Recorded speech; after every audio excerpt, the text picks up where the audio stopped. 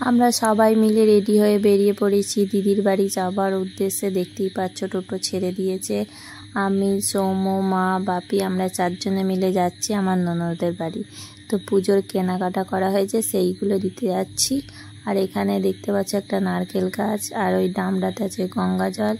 এগুলো সব নিয়ে দিদির বাড়ি যাচ্ছি। তো আমরা অলরেডি খন্নান চৌমাথাতে চলে এসেছি। এখানে দাঁড়িয়ে বাপি একটু মিষ্টি নিচ্ছে। এখানে মিষ্টি নিয়ে তারপর যাবার এদিকে দেখলে তো সৌম্য কেমন ঘুমিয়ে পড়েছে। একটুখানি আসতে না আসতেই টোটোর হাওয়া পেয়েছে আর ঘুমিয়ে পড়েছে। তো আমাদের মিষ্টি নিয়ে অলরেডি হয়ে গেছে।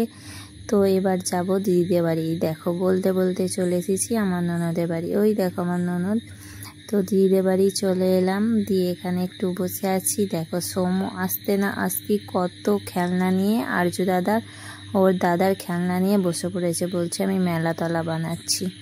তারপর এখানে দিদি দেখো কত মিষ্টি খেতে দিয়েছে, সৌম্যকে দিয়েছে। সৌম্যর ফেভারিট কালো মিষ্টি। ও এখন খেলতে ব্যস্ত, তাই মিষ্টি খাবে না। আমি বলছি খা একটা, বলছে না আমি মিষ্টি খাবো না। তারপর এখানে 2 ভাই মিলে লুডো খেলছে। সৌম্য তো লুডো খেলতে পারে না, দেখো কেমন নাড়িয়েই যাচ্ছে, চালছে না। আমি আবার চেলে দিলাম ওর হাতটা নিয়ে। তো ও তো খেলতে পারে না ঠিক মতো, কিন্তু আরজু খেলে তাই ও জানে। ও আবার ভাইকে দেখিয়ে দিচ্ছে এরমভাবে খেল।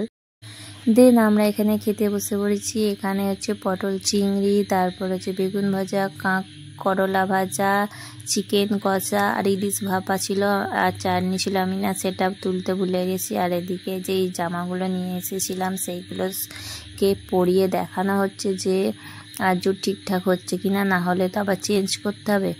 তারপর এখানে 5টা বেজে গেল। তো আমরা বাড়ির উদ্দেশ্যে বেরিয়ে পড়েছি। সৌম্য জুতো পরছে। এই দেখো আমরা সব রেডি হয়ে বেরিয়ে পড়েছি। টোটো অলরেডি চলে এসেছে। তো সবাইকে টাটা বাই বাই করে দিয়ে চলে এলাম। আর বাড়িতে আসার পথে রাস্তায় ধারে মেলা বসেছিল আমাদের এখানেই। তো সেখান থেকে সৌম্য এই গাড়িটা কিনেছে। 300 টাকা দাম নিয়েছে বন্ধুরা, দেখো। তো চলো আজকের ব্লগটা কেমন লাগলো।